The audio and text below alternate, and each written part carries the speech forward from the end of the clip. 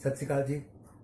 मेरा नाम प्रोफेसर कुलविंदर सिंह है और जैसा कि हम गुरु नानक देव जी के 550वें गुरुपूरब को समर्पित सिख सिद्धांत की एक सीरीज कर रहे हैं और पहले हम ये फेसबुक पर ही डाला करते थे, लेकिन काफ़ी समय से हम रिकॉर्ड करके यूट्यूब में डालते हैं। लाइव में इंटरनेट की काफ़ी कनेक्टिविटी की इश्यूज आ रहे थे, तो अभी आज जो बात कर रहे हैं वो ये कि सेवा सेवा के ऊपर बहुत बार मैं अलग अलग समय पर बात कर चुका हूं, लेकिन एक सेवा का सिद्धांत है कि जब हम सेवा करें तो नहकामी मतलब कामना उसमें ना हो, किसी तरह का उम्मीद आस अगर नहीं होगी तो हम सेवा करेंगे ना, तो उसके ऊपर गुरु साहब का मन प्रसन्न होता है और वही सेवा सफल होती है और उसी के रिजल्ट्स मिल सकते हैं। बाकी सेवा तो सिर्फ अहंकार बढ़ाती है।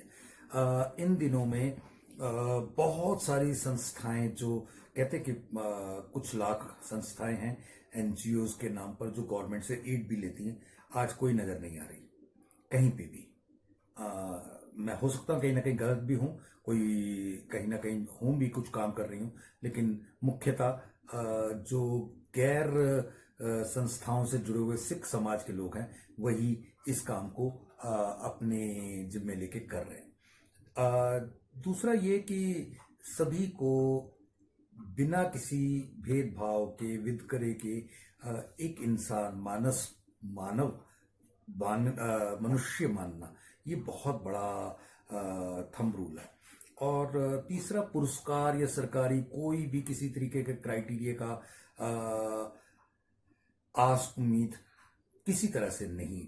और मुझे नहीं याद पड़ता कि इतने सालों से ये सेवा का कार्य चल रहा है किसी को कभी कोई पद्मश्री भी मिला हो।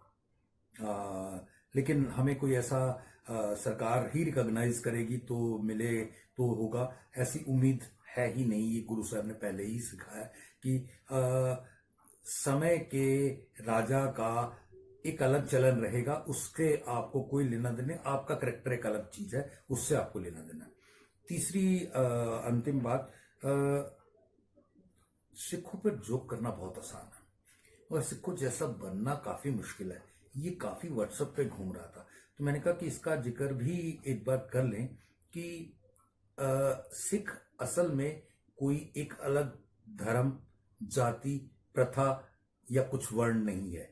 ये जीवन की एक शैली है जो वर्ल्ड ओवर लोगों के लिए एक लॉजिकल साइंटिफिक शैली है।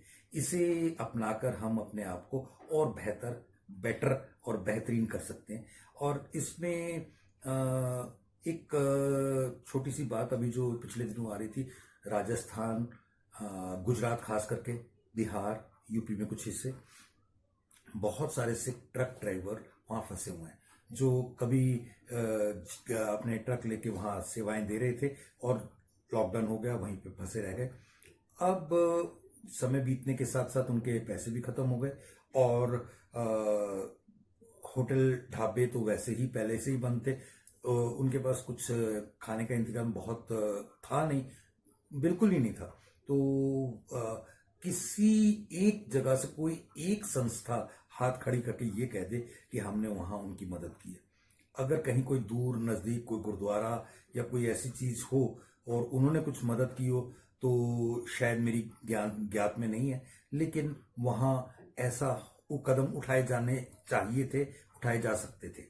वो अभी बहुत परेशान है और उनमें से कई लोगों के तो वीडियोस आते हैं और वो बड़े आक्रोश में कहते हैं कि हमने जिनको इतना केयर किया वही हमारी केयर कोई नहीं कर रहा। हमारे मुश्किल के समय में कोई भी हमारे ऊपर इस तरह से इवन तक कि पानी भी नहीं दिया जाता और बहुत मुश्किल हालात है। एक मैं बात कहना चाहूँगा कि हम जब भी कभी अपने आप को, अपने कैरेक्टर को, अपने चरित्र को देखना चाहें तो कुछ एक बातें जरूर देख लिया जाए कि एक तो ये कि कभी भी ना कोई भ्रांति होती है, उससे भय होता है और भय से शायद ये प्रभु के प्रति भय होता है तो वो भावना बनती है और भावना से शांति आती है, प्राप्ति होती है। तो इस पूरी प्रक्रिया में सेवा निश्चल हो जाती है, यानी कि वो उम्मीदों से परे हो जाती है। कोई कर रहा है बहुत अच्छी बात है, नहीं कर रहा है उसका लेखा उसने खुद देना है। तो ये एक सिद्धांत है बहुत बड़ा।